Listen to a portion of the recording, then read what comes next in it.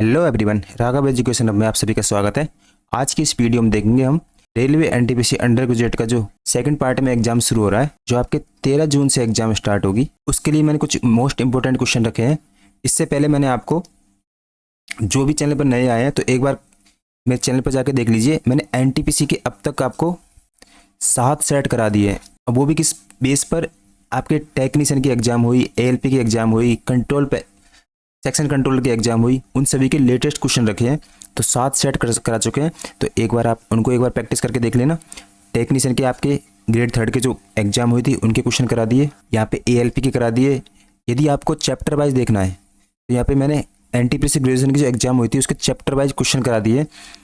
जिनको किसी चैप्टर में, जैसे कि सिंपल इंटरेस्ट पे किसी को डाउट है, तो एक बार सिंपल इंटरेस्ट के सारे वीडियो जाके देख ले।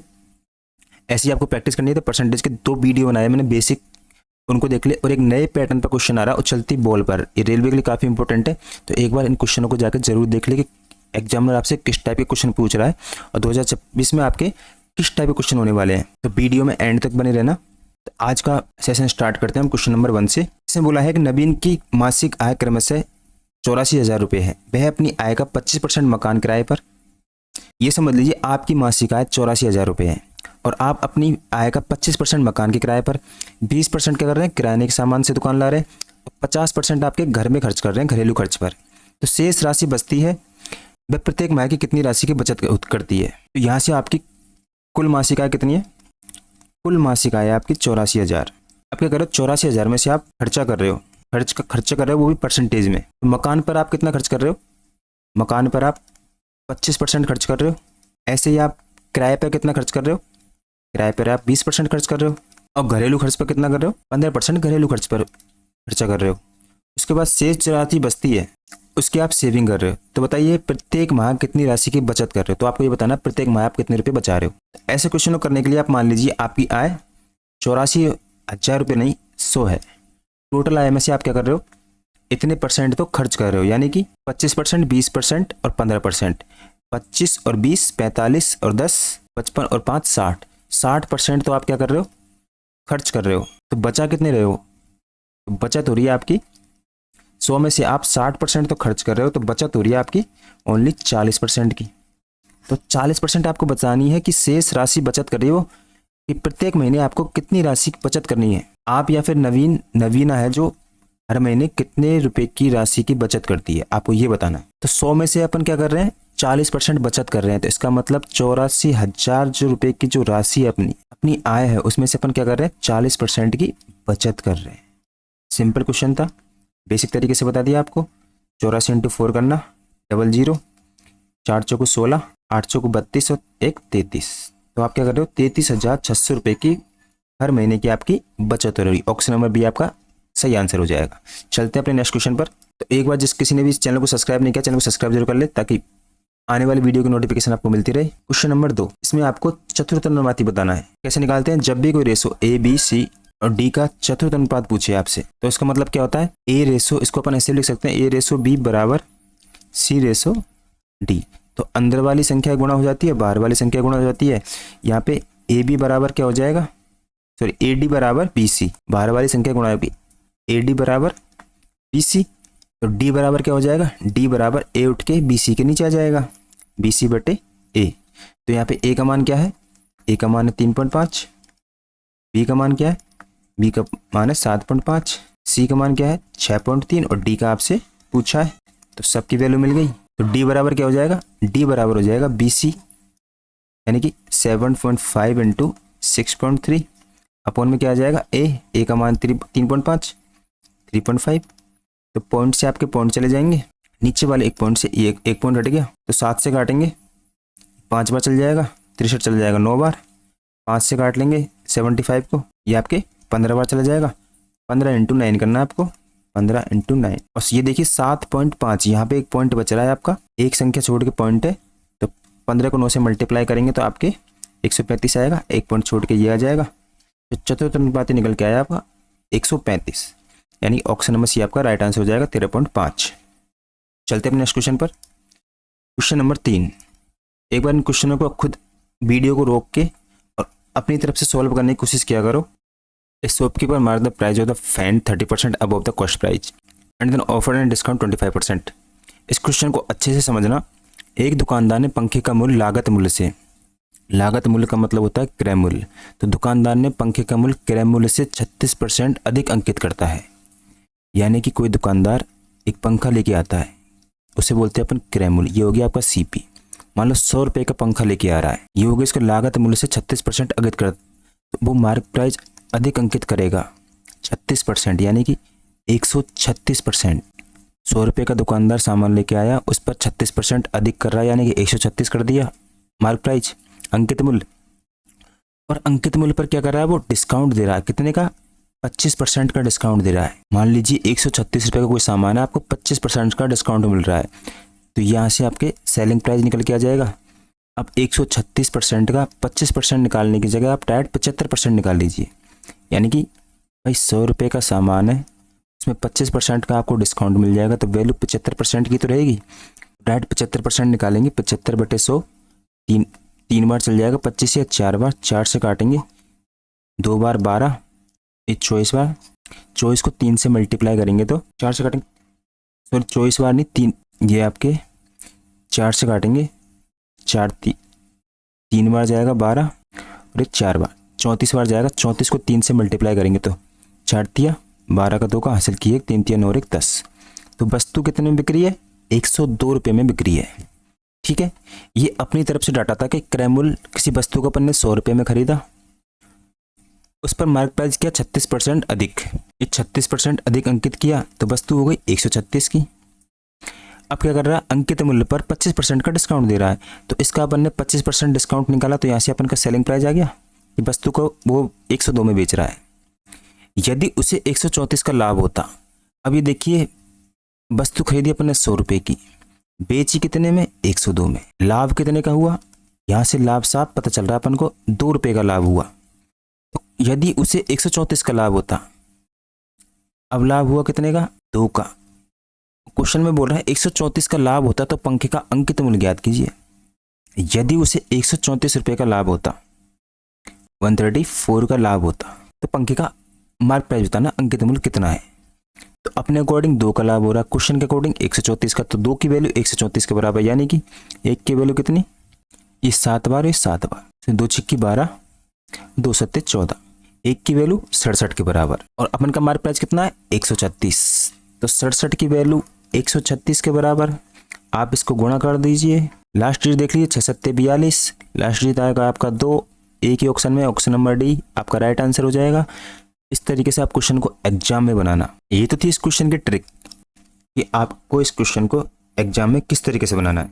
इस क्वेश्चन को अपन रेशो से ही बना सकते थे, लेकिन रेशो से उसके क्या डाटा काफ़ी लेंथी हो जाते। कि मान लीजिए सीपी आपका 100 रुपये था, मार्क प्राइस हो गया आपके 136, फिर 136 के बाद क्या कह रहा है, 25% का डिस्काउंट दे रहा है, यानी कि 100 रुपये का मार्क प्राइस था, 25% का डिस्काउंट दिया, तो ये 75% हो गया सेलिंग प्राइस। अब यहाँ पे देखिए एमपी का रेशो यहाँ पे अलग आ रहा है और यहाँ पे अलग आ रहा है। इन रेशो को बनाने के लिए अपन एमपी का रेशो सेम करने के लिए आपस में गुणा करेंगे, तो यहाँ से क्या डाटा रेशो से भी बन सकता था ये, लेकिन आपका डाटा बहुत लेंथी हो जाता है, टाइम एग्जाम में बहुत ज़्यादा टाइम खा जाता, इसलिए कभी कभी ऐसे शॉर्ट ट्रिक से जाना चाहिए। कि एक बार फिर से समझ लीजिए, एक दुकानदार ने पंखे को लागत मूल्य से 36% अधिक अंकित करता है। लागत मूल्य यानी क्रय मूल्य होता है, क्रय मूल्य को 36% अधिक अंकित करता है, मार्क प्राइस करता है उस पर पंखे के मूल्य पर 36% अधिक, तो 136 हो गई। 136 पर 25% का डिस्काउंट दे रहा है, यानी कि 102 रुपये में वस्तु को बेच रहा है। लाभ कितने का हो रहा है? 100 रुपये की वस्तु को 102 में बेच रहा है, यानी कि 2 रुपये का लाभ हो रहा है। क्वेश्चन के अकॉर्डिंग क्या बोल रहा है? 134 रुपये का लाभ प्राप्त होता है। यदि उसे 134 का लाभ होता है तो पंखे का अंकित मूल्य ज्ञात कीजिए। अपने अकॉर्डिंग 2 का लाभ हो रहा है, यानी कि 67 का लाभ हो रहा है। यदि 134 का लाभ होता तो 2 की वैल्यू 134 के बराबर, तो 1 की वैल्यू 67 के बराबर। मार्क प्राइस ज्ञात करना, तो 136 से मल्टीप्लाई कर दिया 67 को, डायरेक्ट आपका आंसर आ गया। इसमें कोई कैलकुलेशन नहीं, मात्र 5 से 10 सेकंड में आप आंसर निकाल सकते हो, अगर आपको परसेंटेज से अच्छे से खेलना आता है तो। चलते अपने नेक्स्ट क्वेश्चन पर। Question number 4, simplification question. तो ये क्वेश्चन एग्जाम में आपके या तो आपसे गलत हो जाते हैं, या फिर सारे आंसर आपको ऐसे लगते हैं जैसे एग्जाम में 2-3 बार करते हो, तो ये भी आंसर हो सकता है और ये भी आंसर हो सकता है। इस क्वेश्चन करने के लिए आपको सबसे पहले बोडामास रूल आना जरूरी है। तो बोडामास रूल आपका क्या बोलता है? ये आपके होने का तो वी बोडामास होता है, अपन बोलते हैं बॉडी मास। तो 20 से आपका बन जाता है। आपको ये क्वेश्चन इजी लग रहा होगा, लेकिन इस रूल से एक बार देखना क्वेश्चन के आंसर कितने आते हैं। ब्रैकेट यानी कि कोष्टक होता है, इसका मतलब कोष्टक में भी आपको सबसे पहले कौन सा, ये आपका छोटा कोष्टक होता है। एक बार फिर से बता देता हूँ अच्छे से आपको। ब्रैकेट में ये आपके होता है छोटा कोष्टक, इसे बोलते हैं स्मॉल ब्रैकेट। फिर इसके बाद आता है ये वाला, इसे आप बोल देते हो मझला कोष्टक, जिसे हम बोलते हैं, आप बोल सकते हो करली कोष्टक। फिर उसके बाद कौन सा आता है, ये बड़ा कोष्टक। ये छोटा कोष्टक हो जाता है, सबसे पहले ये सॉल्व होता है। उसके बाद ये बीच का वाला बीच का कोष्टक हो जाता है। उसके बाद ये बड़ा कोष्टक हो जाता है। तो बी से आपके ब्रैकेट हो गया, ओ से आपके ऑफ हो जाता है। ऑफ या का का चिन्ह मतलब इसका गुणा होता है, का का मतलब, तो ऑफ या का का सॉल्व होता है। उसके बाद डी से आपके डिवीजन आ गया, जिसे आप भाग बोलते हो। एम से आपके मल्टीपल आ गया, उसका मतलब गुणा। ए से आपके एडिशन आ गया, तो मतलब जोड़। एस से आपके सब्ट्रैक्शन आ गया, यानी कि घटाव। तो सबसे पहले आपको इस क्वेश्चन में जैसे जैसे बोला वो चीज़ करनी है। यहाँ पे आपको माइनस दे रखा है, तो अपन क्या करेंगे, माइनस का चिन्ह यहाँ पे ले लेंगे। अब क्या करेंगे, 6 का स्क्वायर 36 होता है, 36 में 3 का भाग देंगे तो 12, 12 और 2 14, ठीक है। फिर उसके बाद क्या करेंगे, अपन इसको सॉल्व करेंगे। अंदर के कोष्टक को 4 और 2 8, सॉरी 4 और 2 6, 6 का ऑफ का मतलब गुणा होता है, 5 6 का 30, यहाँ से आपके 30 आ गया। और नीचे देखते हैं, 5 माइनस के 2 करेंगे 3 आएगा। 3 को पहले ऑफ सॉल्व होगा, 3 3 9, 9 में 9 का भाग देंगे तो 1 आ गया। अब यहाँ से देखिए आपका आंसर क्या आया, आपका आंसर आया यहाँ पे 16, जो कि है बिल्कुल रॉन्ग, क्योंकि जल्दबाजी में आपने बॉडमास रूल को फॉलो नहीं किया। इसमें सबसे पहले गलती क्या हुई है आपसे, अपन ने बस इतना ही कराया कि माइनस का चिन्ह आ रहा तो माइनस उतार देते हैं, बाकी देख जी बीच का चिन्ह लिया अपन ने और इसको सॉल्व करते चले गए, लेकिन ऐसे नहीं करना था। देखिए यहाँ पे 6 का स्क्वायर किया 36, खोल के दिखा देता हूँ मैं आपको। 6 का स्क्वायर किया 36, 36 भाग 3, ये आपके ब्रैकेट में अंदर था। सबसे पहले यही कोष्टक सॉल्व होगा, प्लस के 2, इधर माइनस, तो इसको खोलेंगे अपन, 36 में भाग देंगे 3 का, तो यहाँ से 12 मिले आपको। 12 के बाद ये कोष्टक खुलेगा, ये माइनस, ये फिर प्लस, ये 2। अब आपने क्या किया, इस माइनस चिन्ह को यहाँ पे रख लिया, तो डायरेक्ट इन दोनों को जोड़ दिया 14। ये सबसे पहले एडिशन होता है, जोड़ होता है, तो डायरेक्ट जोड़ दिया तो 14 ही आएंगे आपके अकॉर्डिंग भी।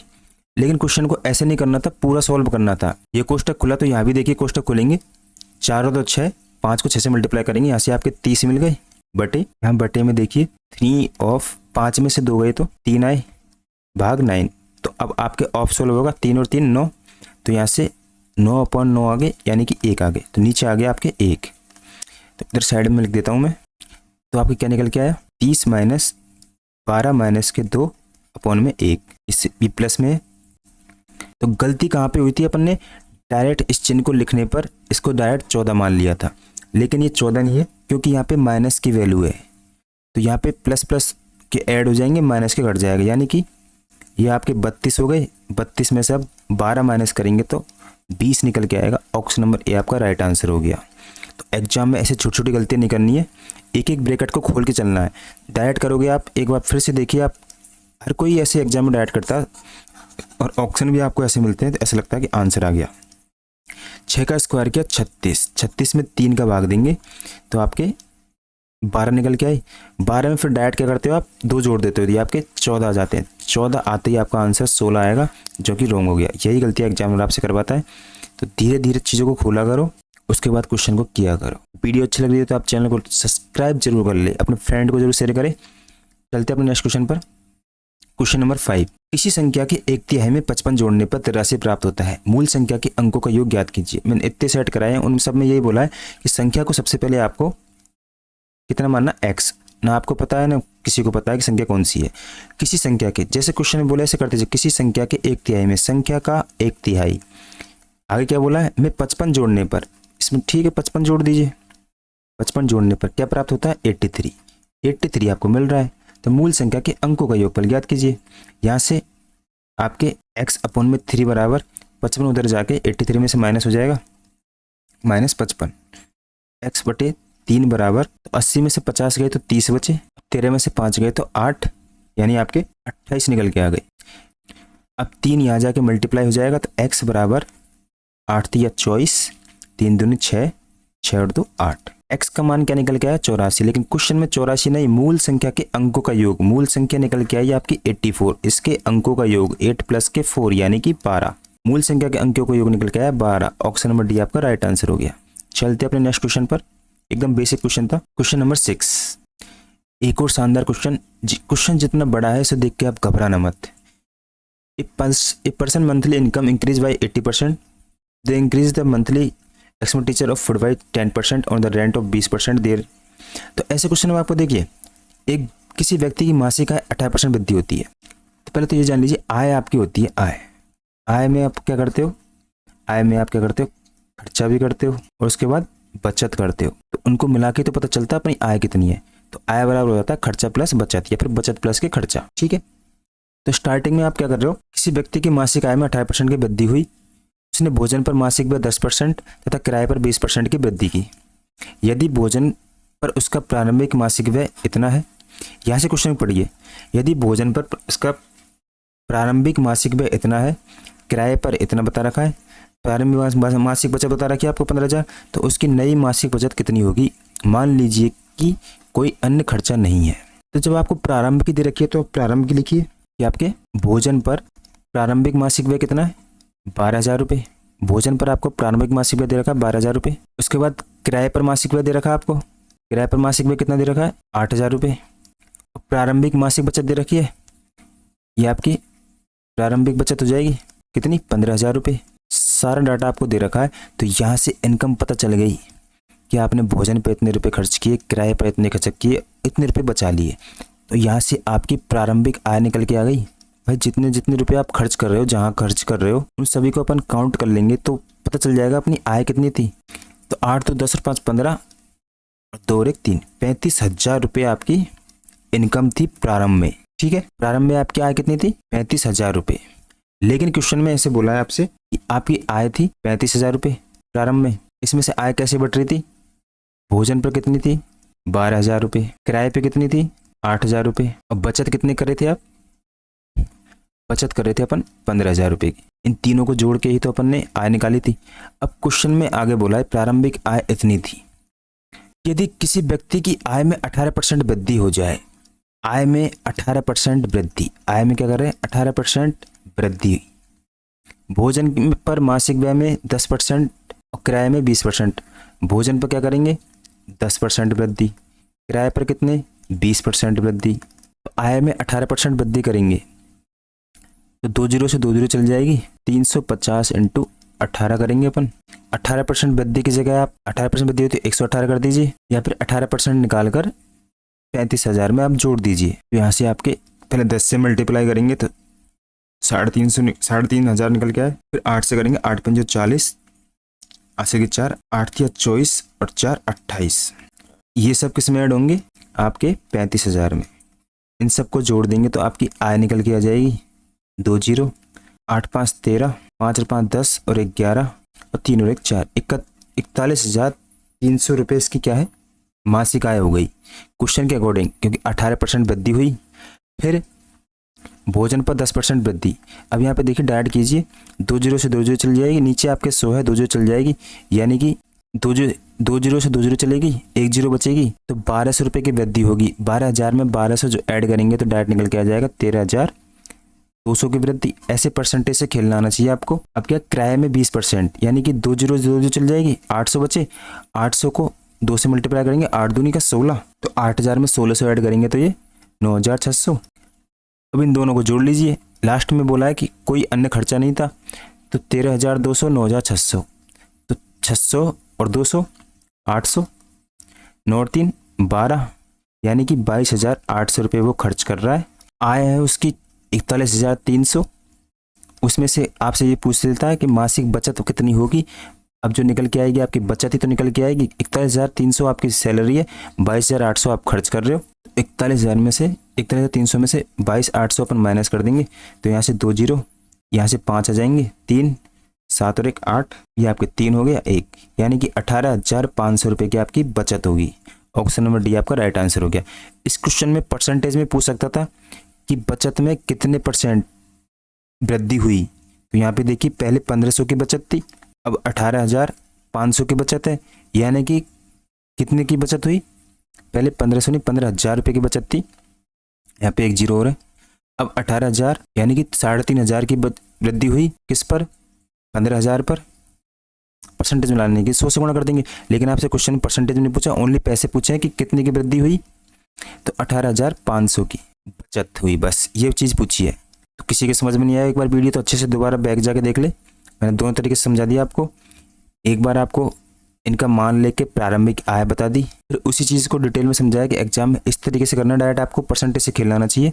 तो बड़े क्वेश्चन को देख के घबराना नहीं है, क्योंकि इसमें क्वेश्चन बड़ा होता है तो लास्ट में चीज़ें पूछता है, जैसे मासिक बचत कितनी होगी। इसी क्वेश्चन को हार्ड करता होता तो वो क्या बोलता, मासिक बचत में कितने परसेंट वृद्धि हुई।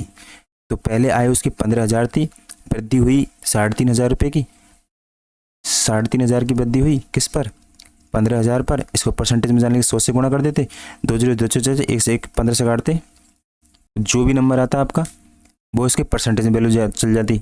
लेकिन आपसे ये पूछा खाली कि उसकी नई मासिक बचत कितनी होगी, तो नई मासिक बचत उसकी हर मंथ सैलरी बचाएगा 18,500। चलते हैं नेक्स्ट क्वेश्चन पर, क्वेश्चन नंबर 7। शानदार क्वेश्चन आपका, प्राइम फैक्टर का आपको सम बताना है। 84 के अभाज्य गुणनखंडों का योगफल कितना होगा। 84 के अभाज्य गुणनखंड निकालने हैं आपको, तो पहले अपन 2 से काटेंगे, तो 2 इस 84 का आधा हो जाएगा 42, फिर अपन 2 से काटेंगे, 42 का आधा हो जाएगा 21, फिर 3 से काटेंगे, फिर 7। तो यहाँ से अपन को 84 के फैक्टर निकल गए कितने, 2 × 2 × 3 × 7। अपन को क्या बताना, प्राइम फैक्टर। प्राइम फैक्टर में एक 2 ये भी है, एक 3 यहाँ से और एक 7 यहाँ से, इन सबको ऐड कर लेंगे। अब आपके बच रहा है ये 2, तो इनको जोड़ने पे तो आपके आएगा 7 और 3 10 और 2 12। यदि अपन इसको ऐड करते हैं 2 + के 2 + के 3 + के 7, इससे आंसर आएगा 14। दोनों ही आपको ऑप्शन में दे रखे हैं, यहाँ पे 14 दे रखा है और यहाँ पे 12। अब यहाँ पे गौर करने वाली बात यह है, आपसे पूछा प्राइम फैक्टर, तो प्राइम फैक्टर आपके 3 और 7 तो हो गए, तो 2 में से ये भी हो गया और ये भी हो गया। यदि आपसे क्वेश्चन में पूछता कि सभी गुणनखंडों का योगफल कितना होगा, तब आपका आंसर हो जाता 14। अभाज्य गुणनखंडों का योगफल कितना होगा, तब आपका आंसर हो रहा है 12। तो बताइए आप दोनों में से आंसर क्या होगा। इन दोनों में से इसका आंसर 84 के सभी नहीं दे रखा, what is the sum of the prime number, ना इंग्लिश में दे रखा हिंदी में। 84 के अभाज्य गुणनखंड का योगफल, गुणनखंड तो आपने निकाल लिए 2 × 2 × 3 × 7। यहाँ से पता चल गया 3 एक प्राइम नंबर है, 7 एक प्राइम नंबर है, 2 भी एक प्राइम नंबर है। तो इन तीनों पे तो आप कंफर्म हो गए। अभी आपको एग्जाम में यही कन्फ्यूजन होता है इस 2 को काउंट करे या नहीं करे। तो जब तक सभी नहीं दे रखा क्वेश्चन में, तब आपको इसको इग्नोर कर देना है। जब आपको सभी दे रखा है, तो सभी देता तो आपका 14 आंसर हो जाता। जब सभी नहीं दे रखा तो आपका आंसर होगा ऑप्शन नंबर सी, आपका राइट आंसर हो जाएगा, ना कि ऑप्शन नंबर ए। ये बात ध्यान रखना। अलग अलग आवाज गुण पूछे तब आपका आंसर 12 है, यानी 84 के अलग अलग ही पूछा है। आवाज गुणनखंडों को योगफल, यहाँ से 12 निकल के आ गया। यदि सभी पूछता कि सभी आवाज गुणनखंडों का योगफल कितना है, तब आपका 14 हो जाता। तो यहाँ पे ऑप्शन नंबर सी आपका राइट आंसर हो गया। आवाज गुणनखंड से रिलेटेड एक क्वेश्चन मैं आपसे पूछ लेता हूँ, जैसे कि 84 से रिलेटेड काफी आते हैं। कि एक क्वेश्चन आपके लिए, 84 के सभी धनात्मक गुणनखंडों का योग बताइए। धनात्मक गुणनखंडों का योग बताओ जो 7 के गुणज हो, जो क्या हो 7 के गुणज हो। इस क्वेश्चन को आप जल्दी से बताइए कि 84 के सभी धनात्मक गुणनखंडों का योग बताना है, लेकिन शर्त ये रखिए जो 7 के क्या हो गुणज हो, जो फैक्टर होने चाहिए 7 के। ऑप्शन आपको मिल जाता है ए 113, बी आपको 189, सी मिल जाएगा 196 और डी हो जाएगा आपके 112। ये क्वेश्चन आया हुआ है, आपको बस 84 के सभी धनात्मक गुणनखंड बताने। तो 84 के आपके गुणनखंड कौन कौन से होंगे, तो छोटे से स्टार्ट कीजिए। इसमें आपको सारे फैक्टर निकालने पड़ेंगे। धनात्मक गुणनखंड, नेगेटिव तो कोई है नहीं, तो धनात्मक 1 भी इसका फैक्टर होगा, 2 से विभाजित होगा, 3 से भी हो जाएगा, 3 से कैसे 8 और 4 जोड़ेंगे तो 12, 12 में 3 का भाग चल जाएगा। तो 12 से विभाजित है तो सीधी सी बात है 4 से भी होगा और 6 से भी होगा, 5 से नहीं होगा। फिर ये 7 से भी होगा और 6 से और 2 से हो जाता है 12 से भी होगा, और 14 से पूरी भाग चला जाएगा। फिर 17 का जाएगा नहीं, 19 का नहीं जाएगा, फिर बाद में 21 का चला जाएगा, फिर 22, 23, फिर आपके 28 हो गया। उसके बाद आपके 42 से चला जाएगा और 84। ये आपके इसके फैक्टर हो गए। अब यहाँ पे लेकिन क्वेश्चन में आपसे फैक्टर नहीं पूछा है, आपसे यहाँ बोला है कि 7 के गुणनखंड फैक्टर बताने धनात्मक जो 7 के गुणनखंड हो। 7 के फैक्टर देख लेते हैं। आपके एक 7 हो गया, फिर आपके एक 14 हो गया, फिर 21 हो गया, 7 चौक 28, फिर 42, फिर 84, यानी कि 7, 14, 21, 28, 42 और 84। इनका क्या करना है, आपको योग बताना है। तो यहाँ पे सबको जोड़ते चलिए। सारे लास्ट डेट देख लिए, सबके अलग अलग है। तो देखिए 7 और 4 11 और 1 12 और 8 20, 20 के बाद 0 आ गया तो 4 2 6, यानी कि 196। इनके अंकों का योग कितना होगा, 196। तो शानदार चीज़ है आपके लिए। ऐसे ही गुणनखंड से रिलेटेड मैं आपको मान लीजिए एक और क्वेश्चन पूछता हूँ कि 100 के गुणनखंड का योग बताइए। क्या करना है, आपको योग बताना है। तो आप 100 के फैक्टर कैसे निकालते हो, ऐसे निकाला करो। 100 को 2 से काटा 50 आ गया, 50 को 2 से काटा 25 आ गया, फिर 25 को 5 से काटा 1 आ गया। अब इनके फैक्टर देखिए, एक 5 आएगा, फिर 5 से काटा 1 आ गया। अब इनके फैक्टर देखिए, फैक्टर ऑटोमेटिक निकल के आ गया 2 × 2 × 5 × 5। तो फैक्टर क्या निकल के आया यहाँ से, 2 × 2 × 5 × 5। गुणनखंडों का योग करना है तो अपन कैसे करते हैं, अब क्या करेंगे, अपन जो 2 है उस पर पावर है 2, ऐसे ही 5 पे पावर क्या इतनी है, 2 की। तो 2 को तो लिख देते हैं अपन, 0 से स्टार्ट करते हैं घात में। 2 पे घात 0 प्लस 2 पे घात 1 प्लस 2 पे घात 2, ये तो हो गई 2 की। इंटू 5 पे भी घात 2 है तो यहाँ भी 5 से 0 से स्टार्ट करेंगे, प्लस 5 पे घात 1 प्लस 5 पे घात 2। अब क्या करेंगे अपन, घात में 2 पे घात 1 का मान कितना होता है, जितने जितना पावर लग रही है ऐसे करते चलेंगे। 2 पे घात 1 0 का मान होता है 1। ये बात ध्यान कर लीजिए, किसी भी संख्या पर घात 0 है तो उसका मान होता है हमेशा 1। यहाँ से 1 आ गया, 2 की पावर 1 है तो 2, 2 का इसका 4 हो जाता है। ये जुड़ जाएंगे आपके। 5 का स्क्वायर, 5 पे घात 0 होते हैं, यहाँ पे 5 नहीं आएगा, 1 आएगा, प्लस 5 पे घात पावर 1 तो 5, यहाँ से 5 का स्क्वायर 25। अब जोड़ लीजिए 25 और 5 30 और 1 31, यहाँ से आपके 31 आ गया। 4 2 6 1 7, तो 7 गुणा 31, यानी कि 7 7 या 21। ये आपके 217 100 के गुणनखंडों का योगफल डायरेक्ट निकल के आया कितना, 217। इस तरीके के आपको गुणनखंड का योग निकालना है। जिस किसी को नहीं आता मैंने अच्छे से बता दिया।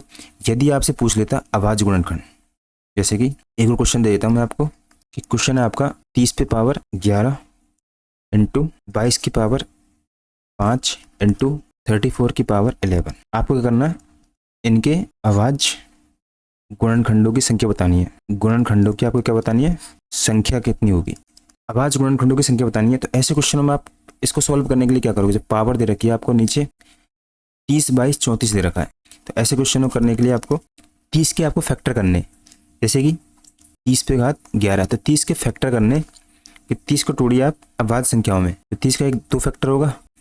30 के आपको फैक्टर करने, 30 को तोड़ते चलिए आप। तो 2 से काटा 15 आ गया, 3 से काटा 5 आ गया। अब यहाँ पे देखिए फैक्टर 2 भी है, प्राइम फैक्टर 3 भी है और 5 भी है। तो यहाँ से आपको फैक्टर मिल गए 2 3 5, 2 3 और 5, ये आपको फैक्टर मिल गए।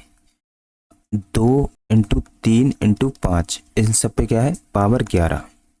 30 के फैक्टर मिल गए। ऐसे ही 22 के देखिए, 11 और 2 मिल गए, 22 के फैक्टर हुए 2 × 11, इस पे पावर कितनी है 5।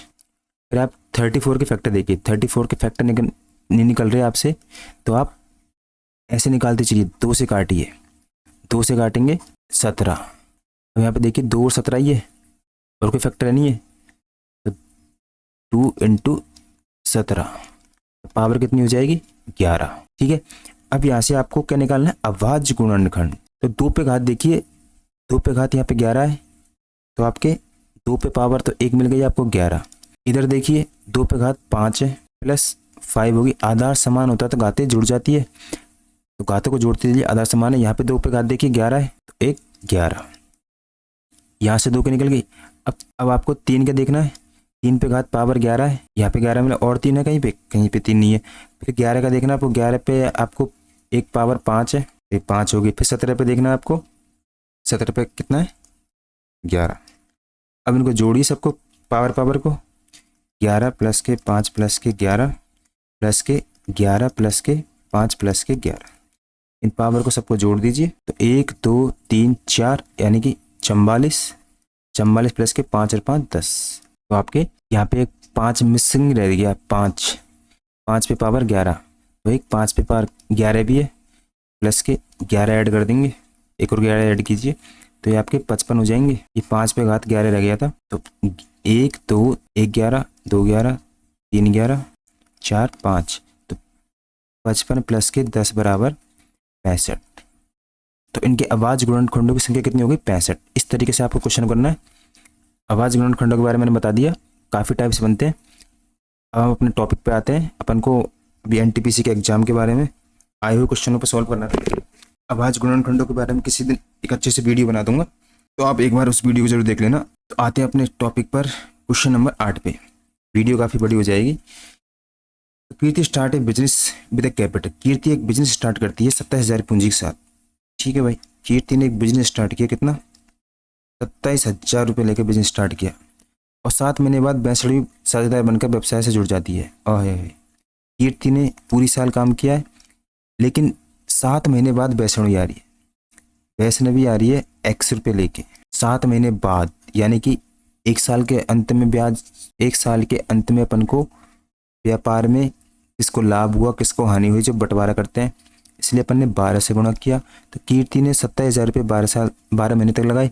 वैष्णवी 7 महीने बाद आ रही है, यानी कि 5 महीने तक वैष्णवी अपने रुपये के साथ रहेगी।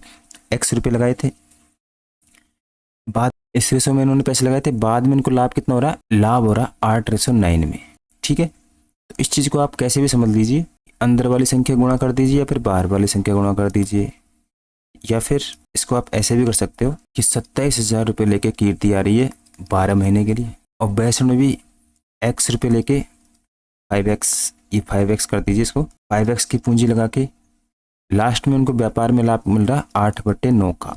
आपस में इनको 25 गुणा कीजिए, तो यहाँ से तो आपके 8 पंजे 40x निकल के आ गया, 40x बराबर। अब इनको गुणा मत कीजिए, आप डायरेक्ट वैल्यू लिख लीजिए, 27 के पीछे 30 इंटू 12 इंटू 9, क्योंकि x का अपन भाग देंगे तो बटे में आपके 40 आ जाएगा नीचे 40, तो 1 0 से 1 0 चली गई, 4 से काट दीजिए आप 3 बार। अब देखिए 9 से काटिए, 9 तिया 27, तो 27 का स्क्वायर ही आपसे बोल रहा है। ठीक है, नहीं काटने का फायदा देखिए आप, 40 अपन के नीचे आएगा, एक बार अच्छे से जमा देता हूँ, मैं आपको बता देता हूँ। ये वैल्यू आई थी अपन की, तो x बराबर 40x आई थी, तो x बराबर आप क्या होएगा 27,000 इंटू 12 इंटू 9 अपन में आएगा अपने 40 से 1 0 चली गई। यहाँ पे देखिए 4 से काटेंगे 3 बार, 9 तिया 27, तो 27 गुणा 27 करेंगे, 27 का स्क्वायर 729, 729 के पीछे 2 0, ये आपका आंसर आ गया। ऑप्शन नंबर ए आपका राइट आंसर हो गया। यानी कि वैष्णवी के पूंजी में योगदान बता दिया कि इतने रुपए वैष्णवी 5 महीने के लिए लेके आई थी, 72,900। कैसा लगा आपको तरीका अच्छा लगा तो वीडियो को लाइक जरूर करते चलिए। चलते अपने नेक्स्ट क्वेश्चन पर, क्वेश्चन नंबर 9। वही क्वेश्चन बॉडमस पे बेस है। इस क्वेश्चन करने के लिए आप कोष्टक दे रखा है, मैंने कोष्टक आपको बता दिया। पहले अंदर वाला कोष्टक सॉल्व करेंगे, तो 3/4 को पहले अंदर वाला कोष्टक सॉल्व करते हैं। 3/4 यहाँ पे भाग दे रखा है आपको 0.25 बटे पॉइंट हटाने के नीचे 2 0 आ जाएगा। अब 25 को काट देंगे, 25 चौको 100, तो ये आपके 3/4 भाग का चिन्ह तो गुणा में करेंगे, 4 ऊपर चला जाएगा 4/1, तो 4 से 4 1 क्रॉस हो जाएगा, तो आपके 3 बच गया अंदर। ठीक है, अब ये आपका कोष्टक हट गया। अब आ जाता है फिर प्लस के 3 प्लस के 1/2, यहाँ से आप डायरेक्टली 3 दूनी 6, यानी कि 7/2, या फिर आप इसके नीचे 1 मान के एलसीएम लोगे 2, यहाँ से आपके 3 दूनी 6 प्लस के 1 आएगा, जब भी आपके 7/2 आया। अभी आपके ये कोष्टक हट गया और ये कोष्टक हट गया। अब आपकी वैल्यू बन गई 2/5 ऑफ 7/2 माइनस 1/3। तो सबसे पहले ऑफ सोल्व बता, तो 2 से 2 क्रॉस हो गई, ऑफ का मतलब गुणा। अब आपकी वैल्यू निकली 7/5 माइनस 1/3। एलसीएम ले लेंगे नीचे 15, 7 या 21 माइनस 5, 21 में से 5 गए तो ये आपके 16/15। कौन सा ऑप्शन है? ऑप्शन नंबर सी आपका राइट आंसर हो जाएगा। इस तरीके से आपको क्वेश्चन करना है। चलते अपने नेक्स्ट क्वेश्चन पर। सिंप्लीफिकेशन क्वेश्चन था, बस आपको बताना था किस तरीके से आपको क्वेश्चन करना है। एक एक कोष्टक एक एक तरीके से करना है, जल्दबाजी बिल्कुल नहीं करनी है, तभी एक बार में आंसर आएगा, वरना छोटी छोटी गलतियां होती रहती है। Question number 10। यदि 6 मशीनें 8 घंटे में 120 वस्तुएं बनाती है, 6 मशीनें 8 घंटे कंटिन्यू चली और कितनी वस्तुएं बनाई, टोटल वस्तु जितनी बनाती है वो नीचे आती है, ध्यान रखिए इतनी वस्तुएं।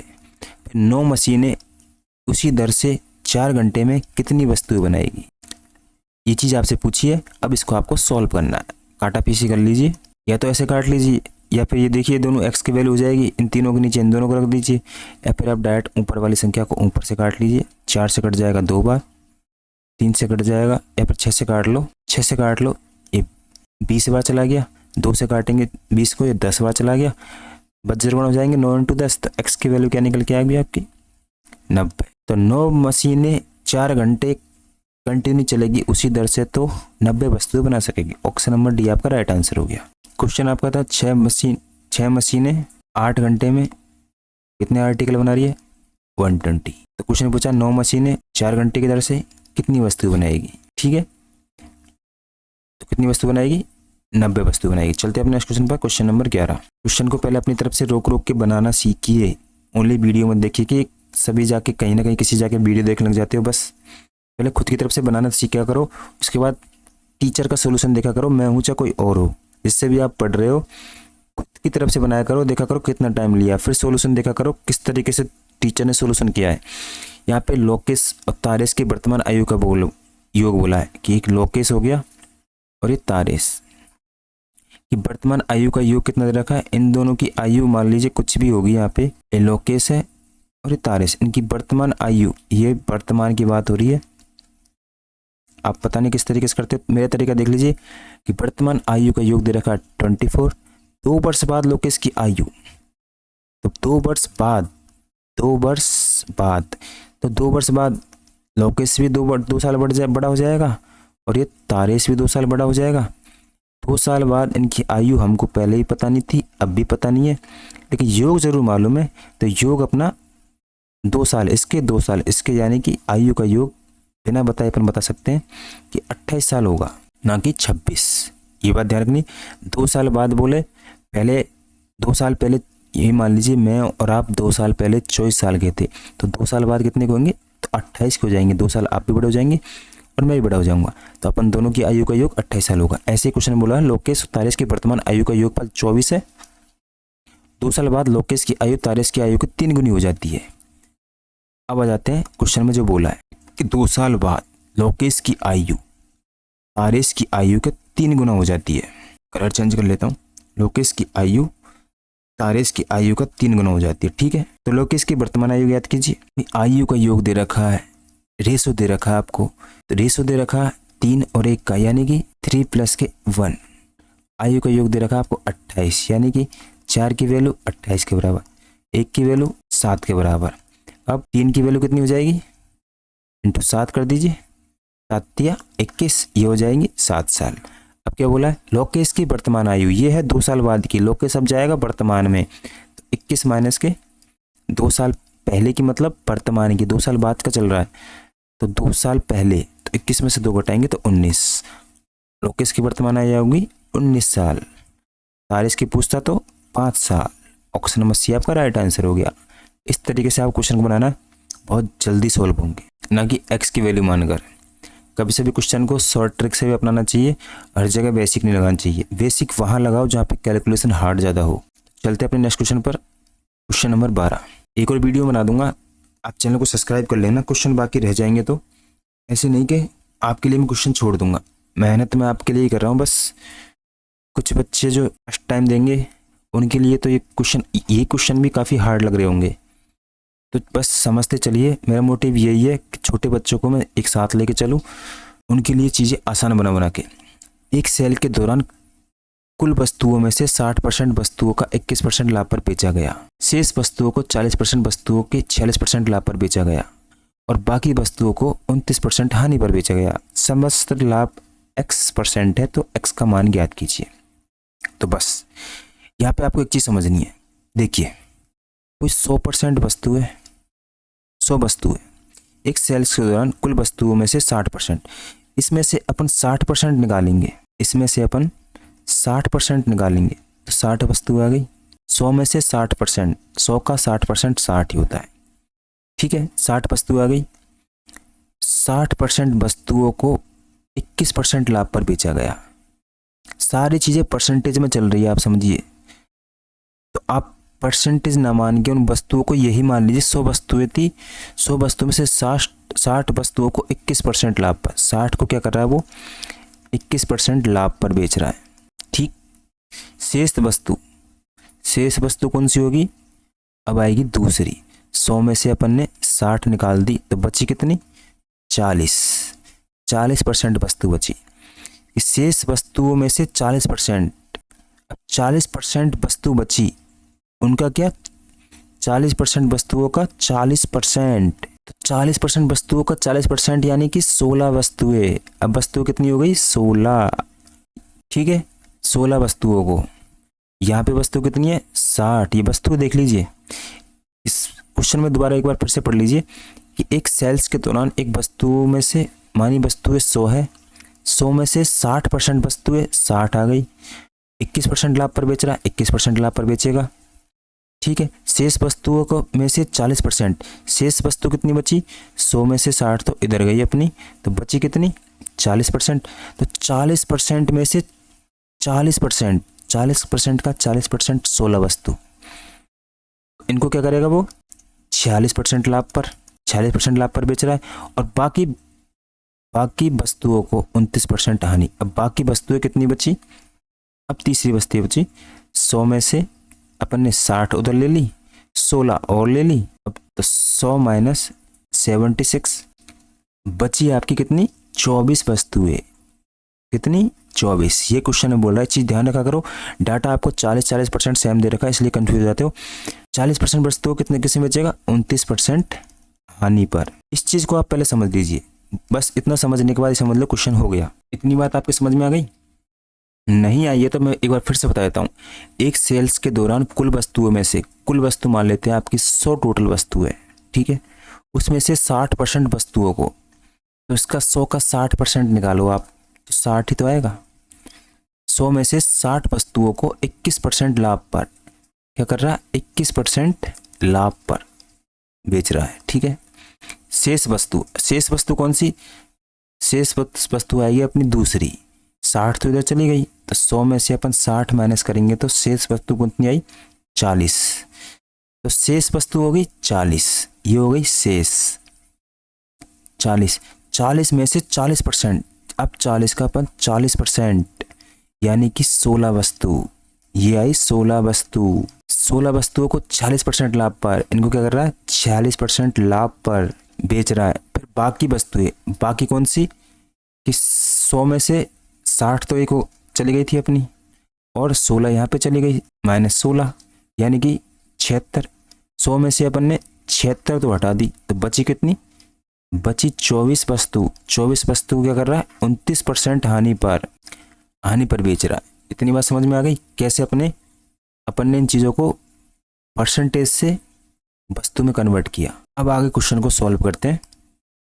अब निकालते हैं अपन कि 60 वस्तुओं को 21% लाभ पर बेच रहा है, यानी कि अपन क्या कर रहे हैं इस चीज़ को 60 को 21% लाभ पर 21/100, या फिर आंसर भी परसेंटेज में आ रहा, तो ये आप वस्तु ही ये मान लीजिए कि वस्तु 60 थी, क्योंकि परसेंटेज आप लगेंगे 21%, यहाँ पर नीचे 2 जीरो आएगी, आपस में 100 से 100 कट जाएंगे। 16 गुणा डायरेक्ट 21 कर दीजिए, 0 6 दूनी का 12। अब 120 आप ऐड करोगे तो एक काम कीजिए, 21% लाभ यानी कि 100 रुपये की वस्तु को आप 21% लाभ पर बेच रहे हो, तो मतलब मुझे बताइए वस्तु को कितने बेचा आपने 121 में। तो डायरेक्ट 100 का क्या कीजिए आप 60 का 121% निकालिए, तो यहाँ से वैल्यू कितनी निकल के आएगी 0 6 बाचिक की, या फिर आप कन्फ्यूज मत होइए 21% लाभ ही निकाल लीजिए, 21% लाभ पर बेच रहा है, ठीक है। तो यहाँ पे 0 6 डायरेक्ट परसेंटेज वैल्यू, तो परसेंट निकालेंगे अपन। वस्तु कितने में बेचा 1260 में। उसके बाद देखिए 16 वस्तुओं को क्या कर रहा है 46% लाभ पर, 16 गुणा 46 कीजिए, 46 इंटू 16 करोगे आप, गुणा करना नहीं आता तो 6 0, पहले 10 से मल्टीप्लाई करो, फिर 6 से मल्टीप्लाई करो, 6 और 6 36, 3 6 चौको 3 और 2 27, यानी कि 7 और 6 13, 4 तो 6 1 7 736। तो ये वस्तु बेची कितनी 736 में। इसमें क्या कर रहा है 24 वस्तुओं को 29% हानि पर, तो हानि पर इसको लॉस होगा, तो 24 इंटू 29 करेंगे। अब इसको कैसे करोगे आप गुणा, जी देखिए 24 इंटू 29, तो पहले आप ये देखिए 29 कितना ज़्यादा है, मतलब 5 बार ज़्यादा है, तो आप 24 का स्क्वायर करके 5 बार 24 और जोड़ लीजिए, या फिर पहले 20 से मल्टीप्लाई कर दिए, 24 दूनी 48, 9 से मल्टीप्लाई कीजिए, बच्चों को 36, 9 दूनी 18, 18 और 3 21, यानी कि 6, 9 और 6, 696। तो अब आपकी तीनों वैल्यू निकल के आ गई कितनी। पहली वस्तु को तो क्या कर रहा है वो 1260 में बेच रहा है, दूसरी वस्तु को क्या कर रहा है 736 में बेच रहा है, तीसरी वस्तु को 696 में बेच रहा है, 696 में, और ये इस पर लॉस हो रहा है। तो x का मान पूछा, समस्त लाभ पूरा लाभ बताइए, तो 1260 का लाभ तो 1 हो गया, इन सबको जोड़ देंगे, ये आपके माइनस में 96, तो 700 में 600 चल जाएंगे, यानी कि 96 से 36 लाने, तो 4 36 में 4 ऐड कर देंगे तो 40, इनको जोड़ेंगे तो आप 1300 निकल के आए, यानी कि 1300 को उसको कितना हुआ, 1300 को क्या हुआ, उसे लाभ हुआ। 100 के सामान को 1300 में बेचा, वस्तु का मान कितना माना अपने 100 का, भाग दे दिए, यानी कि 13% का उसको क्या हुआ प्रॉफिट हुआ। ऑप्शन नंबर ए इसका राइट आंसर हो गया। ये क्वेश्चन कैसे निकाला अपने, परसेंटेज में ही वैल्यू को सबको रखा और परसेंटेज से अपन निकालते चले गए। 60% वैल्यू 21% लाभ, ऐसे 16% वैल्यू 46% लाभ, 24% यहाँ पे सामान था, 24 नहीं था 24% सामान था, 29% की हानि, यानी कि 696 की हानि हुई थी उसे। इस तरीके से आप डायरेक्ट क्वेश्चन किया करो एग्जाम में। तरीका समझ में नहीं आया तो एक बार वीडियो को जरूर देख लेना। चलते अपने नेक्स्ट क्वेश्चन पर। क्वेश्चन नंबर 13, 2 वर्षों में 6% वार्षिक दर से 720 साधारण ब्याज प्राप्त करने के लिए कितनी राशि निवेश की जानी चाहिए। निवेश का पता नहीं है, ऐसा ही बराबर अपने क्या होता है वो मान लीजिए, मूलधन इंटू समय इंटू दर इंटू 100 हो जाता है। आपके ब्याज दे रखा है आपको 720 पी का निवेश जानना, मतलब पी यानी मूलधन, दर आपको 6% दे रखी है, समय दे रहा है आपको 2 वर्ष परसेंट में, तो नीचे 100, 6 से काट लेंगे, 6 कम से 6 दूनी 12, 0, 2 से काटेंगे 60 आ जाएगा, 60 को 100 से मल्टीप्लाई किया तो आपके 6000 आ गया। ऑप्शन नंबर सी आपका राइट आंसर हो गया। चलते अपने नेक्स्ट क्वेश्चन पर। क्वेश्चन नंबर 14, 200 मीटर एक लंबी ट्रेन प्लेटफॉर्म पर खड़े व्यक्ति को 10 सेकंड में पार करती है। विपरीत दिशा में 60 किलोमीटर की चाल से चल रही 350 मीटर लंबी दूरी ट्रेन को पार करने में उसे कितना समय लगेगा। ऐसे क्वेश्चनों के लिए 200 मीटर लंबी ट्रेन दे रखी है, प्लेटफॉर्म खड़ा व्यक्ति दे रखा है, आपको 10 सेकंड में पार कर रही है। तो इस ट्रेन की स्पीड निकालो पहले ट्रेन की स्पीड निकालने के लिए ट्रेन की लंबाई दे रखी है आपको 200 मीटर, चाल एक्स मान लेते हैं, कितने समय पार करिए 10 सेकंड में, तो 10x ये आपके बजट गुणा होंगे 10x, यानी कि x बराबर हो जाएगा 200/10, ये आपके निकल के आए 20 मीटर प्रति सेकंड निकल के आए, क्योंकि ये सेकंड में समय जब ही आता है, सेकंड में समय कम आता है। एक बात ध्यान कर लीजिए, जब कोई वस्तु ऊपर मीटर में दे रखी हो, नीचे भी आपके मीटर प्रति सेकंड हो, तभी आपके सेकंड में समय निकल के आता है मीटर प्रति सेकंड में, ठीक है। 20 मीटर पर सेकंड इस ट्रेन की चाल हो गई। दूसरी ट्रेन की चाल कितनी दे रखी है 60 किलोमीटर प्रति आवर, 60 किलो को मीटर प्रति सेकंड बदलेंगे तो, अब दूसरी ट्रेन की बात कर रहे हैं तो 60 को मीटर प्रति सेकंड बदलने के लिए 5 बटे 18 से मल्टीप्लाई करेंगे, 6 से काटेंगे 3 बार, 6 से काटेंगे 10 बार, यह आपके हो गया 50/3, 3 का भाग देंगे, 3 एकम 3, बच गए 2, 3 छिंग 18, फिर बच गए 2, 3 छिंग 18, 16.67 मीटर पर सेकंड। दूसरी ट्रेन की स्पीड आ गई, ये सेकंड ट्रेन की स्पीड आ गई। फर्स्ट ट्रेन की स्पीड कितनी थी, पहले ट्रेन की स्पीड थी 20 मीटर पर सेकंड, दोनों को जोड़ेंगे तो 0.67, यानी कि 36.67 मीटर प्रति सेकंड की स्पीड से विपरीत दिशा से आ रही है ट्रेन। दोनों के जोड़ी, क्योंकि दोनों ट्रेन सापेक्ष चाल में चलेगी तो चाल आपस में जुड़ जाएगी। अब देख लीजिए, एक ट्रेन की लंबाई है 200 मीटर, दूसरी ट्रेन की लंबाई है 350 मीटर, चाल आपको दे रखी है 36.67, कितने समय में पार करेगी ये आपसे क्वेश्चन पूछा है। 200 और 350 ये आपके 500 हो गए, 500/36.67। अब यहाँ पे आके आप कंफ्यूज हो जाते हो, 36.67 अब अपन भाग दे तो कैसे दे, तो कुछ मत करो, एक पॉइंट नीचे लग रहा है तो ऊपर डबल 0 बढ़ जाएगी, तो आप डायरेक्ट भाग दीजिए, या फिर आप एक काम कीजिए, भाग नहीं देना आता तो 36 से अपन वैल्यू लेके आनी है 500 तक, तो किससे गुणा करें, तो ऑप्शन की तरफ नजर डालिए, 14 भी है, 16 भी है, 12 भी है, 15 भी है, तो सबसे इजी होता है अपन को 15 से मल्टीप्लाई करना या फिर 12 से मल्टीप्लाई करना। तो 36 को आप पहले 12 से मल्टीप्लाई कीजिए, 12 छिक्की 72, 2 हासिल के 7, 12 3 36, 36 और 7 45, तो ये आपके 500 नहीं आए, तो 12 ऑप्शन होगा नहीं आपका, तो अब कन्फ्यूजन हो जाएगा। 15 16, 15 से इजी होता है, तो 15 15 छिक्की 75, 15 छिक्की 90 का 0 हासिल की 9, 15 3 45, 45 और 9, ये आपके 550 है। 200 और 350 को जोड़ देंगे तो 550, यहाँ पे आपके 550 है। तो 15 छक्के 90, 0 हासिल के 9, 15 × 45 और 9 54, ये आपके 540 आ गए। यानी कि 540 पॉइंट समथिंग 36 का अपन भाग देंगे तो 15 गुना होगा। ऑप्शन नंबर ए आपका राइट आंसर हो गया। पता चल गया यहाँ से 15 सेकंड इसका सही आंसर है। इस तरीके से कुछ कर सकते हो, या फिर आप 36.67 का डायरेक्ट 55,000 में भाग देना आपको, उस तरीके से कर सकते हो। चलते अपने नेक्स्ट क्वेश्चन पर। किसी क्वेश्चन नंबर कौन सा हो गया, क्वेश्चन नंबर 14 तक हो गई। क्वेश्चन नंबर 15, किसी 24 भुजा वाले समबाहुभुज के 8 बाह्य कोणों का योगफल ज्ञात कीजिए। तो समभुज के कोणों का योग क्या होता है, योग होता है आपके 360 डिग्री। तो यदि आपको एक कोण दे रखा तो एक कोण का योग ज्ञात करने के लिए 360/n आपसे बोला है 24 भुजा वाले, तो 360 में अपन 24 का भाग दे देंगे तो एक कोण का मान निकल के आ जाएगा कितना, 360 में अपन 24 का भाग दे देंगे। 24 भुजा वाले बोला है तो 4 से काट दिए, 4 × 24 90, 9 से काट लीजिए, 9 × 1 9, 6 × 5 30, 6 का एक बार 15 × 90, ठीक है। एक कोण का मान है 15 डिग्री, तो 8 कोण का मान पूछा है तो 15 × 8 कर देंगे तो 15 × 120 डिग्री। 8 बाह्य कोण का योग कितना निकला है, 120 डिग्री। ऑप्शन नंबर ए आपका राइट आंसर। नॉर्मल क्वेश्चन था, समभुज के कोण का योग 360 डिग्री होता है। 24 भुजा वाले पूछा है तो 24 का भाग देंगे, एक कोण का योग आ जाएगा 15 डिग्री, तो 8 कोणों का योग पूछा है तो 120 डिग्री इसका आंसर हो जाएगा। चलते हैं नेक्स्ट क्वेश्चन पर, क्वेश्चन नंबर 16। तो वीडियो काफ़ी लंबा हो जाएगा तो मैं इस क्वेश्चन को आपको करने के लिए छोड़ देता हूँ। इस क्वेश्चन में बस आपको हिंट देता हूँ कि ऊपर की जो वैल्यू है, यहाँ पे देखिए एक सूत्र होता है अपने a - b का स्क्वायर क्या होता है, a + के b और a - के b।